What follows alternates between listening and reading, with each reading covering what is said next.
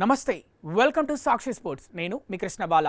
ఆదివారం హరారే వేదికగా జింబాబ్వేతో జరిగిన నామమాత్రపు మూడో టీ20లోనూ భారత్ అదరగొట్టింది. ఈ మ్యాచ్లో ఆతిథ్య జట్టును 35 పరుగుల తేడాతో టీమిండియా చిత్తు చేసింది.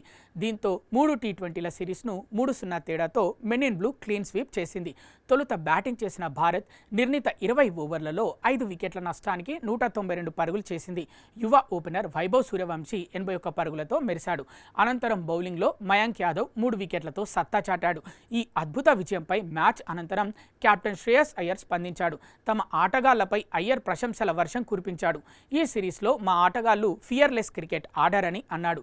3 మ్యాచ్ల్లోనూ మేం అన్ని విభాగాల్లో మెరుగైన ప్రదర్శన చేశామన్నాడు. కెప్టెన్గా ఇది నాకు మొదటి సిరీస్ విజయం, అందుకే ఇది నాకు చాలా ప్రత్యేకమైనదని మరోసారి చెప్తున్నానని అన్నాడు. జట్టులోని చాలామంది ఆటగాళ్లకు ఐపీఎల్ ఆడిన అనుభవం ఉందని, వారు మైదానంలో స్వేచ్ఛగా ఆడేలా చూడటమే నా బాధ్యత. రాబోయే రోజుల్లో మాకు మరిన్ని కఠిన సవాళ్లు ఎదురుకానున్నాయని చెప్పాడు. అయితే జట్టు సభ్యులు ఇదే తరహా ధైర్యాన్ని, పట్టుదలను మైదానంలో చూపిస్తే మంచి ఫలితాలు సాధించవచ్చునని చెప్పాడు. ఫలితాల గురించి ఎక్కువగా ఆలోచించకుండా సానుకూల దృక్పథంతో ముందుకు సాగడమే మా సిద్ధాంతమని పోస్ట్ మ్యాచ్ ప్రెజెంటేషన్లో అయ్యర్ చెప్పాడు.